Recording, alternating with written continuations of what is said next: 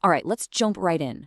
We're going to talk about one of the biggest ideas floating around education right now, student agency.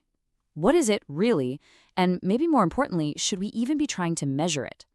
This one gets a little tricky.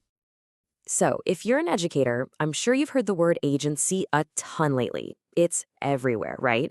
Especially with things like the enhanced PYP putting it right at the heart of their framework. It's so common that you kind of have to wonder, is this just the buzzword of the year? Another piece of jargon we'll forget about by next fall? Well, the argument we're going to explore today says no, it's not just a buzzword. Actually, it's something most of us have always believed in deep down. It's that feeling we get when we see students not just doing the work, but loving the learning, when they start taking the reins of their own education. It's really the whole point of what we do. Now, when people start talking about agency, maybe on Twitter or in a staff meeting, the conversation usually kicks off with a definition that looks something like this. And hey, these are all fantastic things. Forethought, having a clear intention, executing a plan, and then reflecting on it, that's a solid learning process right there. But here's where we need to pause and ask a really important question. Is that it? If a student ticks all those boxes, can we confidently say, yep, that's agency? Or is there something crucial missing from the picture? The whole idea here is that for that process to actually mean something, for it to be real agency, it has to be built on a foundation of three other really essential ingredients. And here they are: voice, choice, and ownership. Think about it. Without these, a student could go through all the motions, plan, do, reflect, but they're still just following a recipe.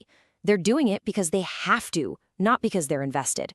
It's the difference between following instructions and actually driving the car. Okay, so if we're all on board that agency with voice, choice, and ownership is a good thing, that leads us to the next part of this whole conversation. And this is where it gets, well, a little controversial. We're talking about measurement. I mean, it makes sense, doesn't it? In education, if we value something, our first instinct is to measure it. We want to see growth, right? We want to know if what we're doing is working. But when it comes to something as personal and complex as agency, is that really the right approach?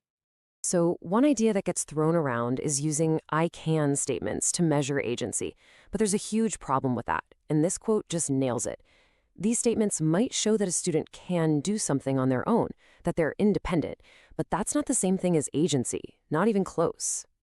Let's look at some of these. I can choose my own resources. Sounds good, right? But what if the only choices are from a pre-approved list of 3 websites?